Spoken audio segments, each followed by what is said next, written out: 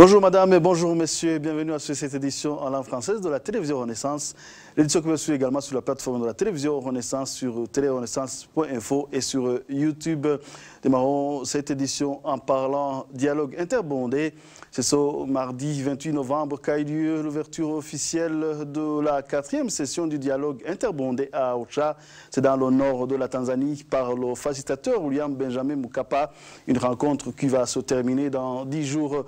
Jusqu'à ce lundi, la délégation de Bujumbura et une dizaine de partis politiques et des organisations de la société civile alliées au parti au pouvoir CNDD-FDD étaient déjà sur place.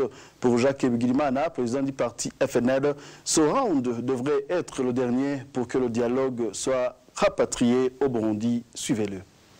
Nos attentes, c'est la paix, c'est le compromis. Et nous pensons que ce round soit le tout dernier round et je pense que le reste du processus sera rapatrié au Burundi. Le message c'est de demander à tous les participants dans ce dialogue de s'asseoir et de discuter, pensant toujours à la souveraineté du pays, pensant aux souhaits de la population. Je pense que je sollicite à ce qu'il y ait une entente mutuelle, je sollicite qu'il y ait un compromis pouvant aider le Burundi à traverser de cette tragédie. Ce dialogue est le plus inclusif par rapport aux autres rounds qui ont eu lieu depuis le début de ce processus. C'est du moins la réaction du parti IPRONA, de la coalition Amizero Yabarundi. Selon Evariste Ngaïmenda, l'un ou l'autre peut avoir ses raisons de s'absenter, comme la facilitation a aussi ses raisons de n'avoir pas invité tout le monde. Je vous prie de le suivre.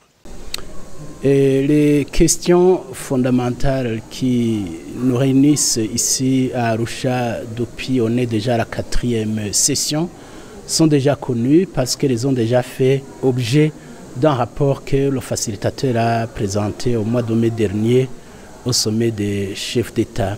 Ces questions sont d'ordre politique, elles sont d'ordre sécuritaire et humanitaire, elles sont d'ordre économique, elles sont d'ordre institutionnel. Bon, je vous passe les détails, mais en gros, elles ont principalement trait à tout ce qui divise, à tout ce qui déchire, à tout ce qui paralyse le Burundi et les Burundais aujourd'hui, à tout ce qui contribue à l'isolement du Burundi sur la scène internationale.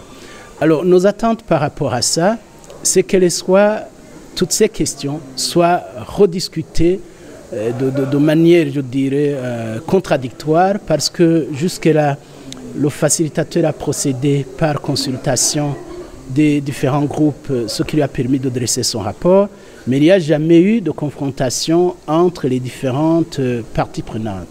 Nous nous attendons donc à ce qu'il y ait cette interaction entre différentes parties prenantes, et de l'interaction devrait raisonnablement sortir des consensus qui pourraient nous permettre d'aller de l'avant.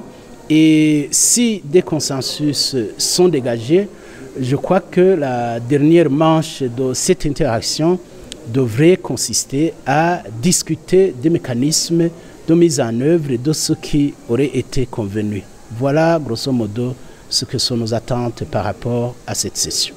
Bien, par rapport à cette question d'inclusivité, je serais plutôt affirmatif.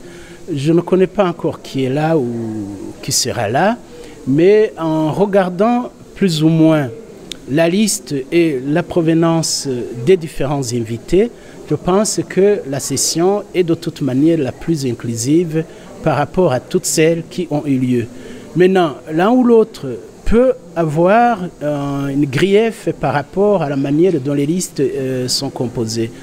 L'un ou l'autre peut avoir des raisons de ne pas venir. Comme la facilitation pourrait aussi avoir une raison de n'avoir pas invité l'un ou l'autre. Mais dans l'ensemble, je crois que cette session est inclusive. Je crois que quel que soit le grief que l'on pourrait faire à la manière dont les invitations ont été faites, le mieux, c'est de venir et les exprimer en présence des autres. Peut-être que chemin faisant, on peut se rendre compte qu'on avait effectivement raison de boycotter, auquel cas on reste à tout moment libre de quitter la salle. Et s'il s'avère qu'il y a lieu de s'amender, peut-être de reconsidérer la question autrement, On continue. Vous savez, c'est assez rare que dans un cadre comme celui-ci, on soit invité comme on l'aurait souhaité ou à la hauteur qu'on aurait souhaité ou dans le format qu'on aurait souhaité. Mais il faut aussi tenir compte qu'à la matière, on n'est pas seul. La facilitation n'a pas toute la liberté de configurer les invitations comme les équipes et les groupes comme ils voudraient. À plus forte raison, les groupes n'ont pas non plus la facilité de voir toutes les exigences satisfaites. Mais de mon point de vue, le minimum y est.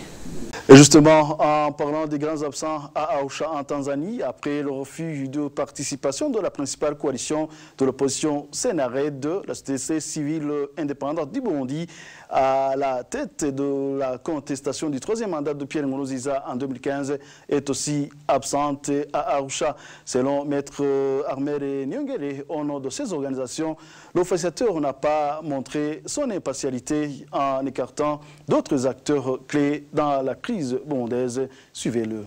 On a déjà constaté que ce dialogue manque d'inclusivité et le facilitateur n'a pas montré son impartialité, n'a pas montré qu'il est capable de mettre ensemble les protagonistes de la crise burundaise.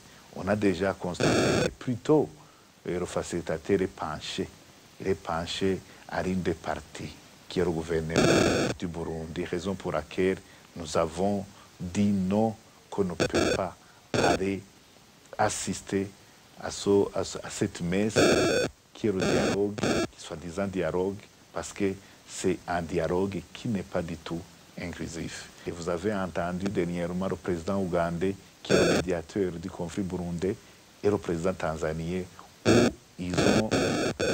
où ils ont critiqué l'ouverture de l'enquête de la CPI, comme si la CPI devrait d'abord leur demander leur avis.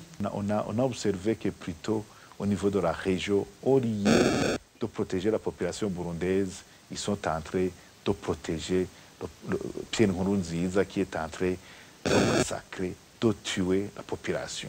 Donc c'est pour cela qu'on a refusé de s'y rendre, mais quand même, le jour où le médiateur pourront accepter de mettre en œuvre nos préoccupations, nous ne manquerons pas aux prochaines sessions. Rappelons qu'il est prévu à la clôture de cette 4e session du dialogue la signature d'un accord entre les deux parties et cet accord se fera devant les présidents de la région.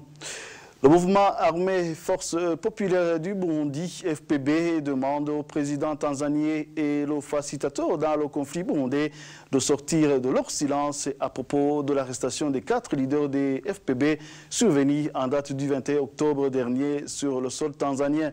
Selon le colonel Adolphe Manirakiza, qui est porte-parole du mouvement, il affirme que le numéro 1 et 2 des FPB, le général Jérémy Niranyibagila et le lieutenant-colonel Edouard Shimirimana, ont été arrêtés par les forces de sécurité tanzaniennes. Cet appel lancé au président Magufuli intervient au moment où se tient justement à Arusha, à la 4e session du dialogue interburundais. Suivez-le, il a été contacté par téléphone. Des informations que nous avons qui sont sûres et qui sont vérifiées, vérifiables, c'est que nos leaders ont été arrêtés sur le sol tanzanien, mais aussi par des services de sécurité tanzaniens. C'est pourquoi nous demandons que la Tanzanie quitte ce silence pour qu'ils nous disent exactement où sont nos leaders. C'est pourquoi nous avons demandé au président tanzanien d'user de ses pouvoirs pour nous dire exactement où sont nos leaders. Parce que nous avons des informations non confirmées qui nous disent que le volet était livré aux autorités burundaises, ce qui serait une erreur grave de la part de ce pays et qui a toujours abrité les négociations, qui ont abrité les négociations d'Arusha et qui abritent même maintenant les négociations interburundaises. C'est pourquoi nous demandons que ce pays sorte de ce silence et nous dise où sont nos leaders. Parce que l'information que nous avons, c'est que probablement il serait livré au Burundi, ce qui serait très grave, une grave erreur qu'il aurait commis. C'est pourquoi nous demandons quand même que nos leaders soient retrouvés et nous demandons bien entendu le concours du président tanzanien parce qu'il est le garant de ce pays dans lequel nos membres ont été arrêtés. Le journal poursuit. L'organisation ACAT Burundi est inquiétée par le phénomène des corps sans vie qui, depuis quelque temps, sont retrouvés ici et là, flottant dans des rivières ou gissant sur des terrains vagues. Armel Nyongere pense déjà à des exécutions des témoins pour les crimes qui ont été commis et qui continuent à se commettre au pays, de peur que les vrais commanditaires soient connus et jugés. Suivez Maître Armel Nyongere. Des corps sans vie sont observés dans certains endroits et on a déjà constaté aussi que tous ces corps sont des corps des personnes qui ont été utilisées dans des crimes ignobles. Et cela, c'est dans l'optique d'effacer les enquêtes parce qu'ils savent bien que l'enquête de la CPI a déjà ouvert au monde. On attend qu'on puisse commencer à rencontrer certaines familles de victimes et les témoins. Donc, ils sont en train d'effacer ces témoins. Et nous profitons de cette occasion pour lancer un appel à ces jeunes Imbonerakure de conserver les preuves, de ne pas peur de dire la vérité, de ne pas peur de montrer et de comment ils ont été organisés par des agents de l'État pour commettre des crimes contre l'humanité. Et nous leur demandons d'avoir du courage pour venir témoigner. Avant de clore cette édition, l'Association des journalistes burundais en exil, AGB en sigle, est la nouvelle structure qui vient de naître, engloba tous les journalistes qui ont fui le pays depuis la destruction de certaines des radios indépendantes. Jean-Marie Vianney, Ichouroundi, président de cette association, parle des principaux et urgents objectifs de l'AGB, comme l'amélioration des conditions de vie de ces journalistes, notamment pour les soins de santé et les documents de voyage. Je vous prie également de le suivre. Le premier objectif de cette association, c'est de défendre d'abord nos droits. Parce qu'on a senti que les droits des journalistes ne peuvent pas être mieux défendus que par les gens qui exercent ce métier. C'est pourquoi nous avons décidé de créer cette association. Et notre association se focalisera aussi sur des problèmes liés à l'exercice de notre métier, les problèmes de tous les jours, et à l'amélioration aussi du bien-être des journalistes qui sont en exil. Nous avons aussi des perspectives de chercher des moyens pour que les journalistes en exil aient accès aux soins de santé. Nous allons aussi nous occuper du problème lié à l'octroi, à l'obtention du titre de voyage pour les journalistes qui sont en exil, parce qu'ils ont un problème énorme d'avoir ce document. Tout est bien qui finit bien, c'est ce qui prend fait cette édition. Merci à vous tous d'avoir tenu une compagnie. À la prochaine.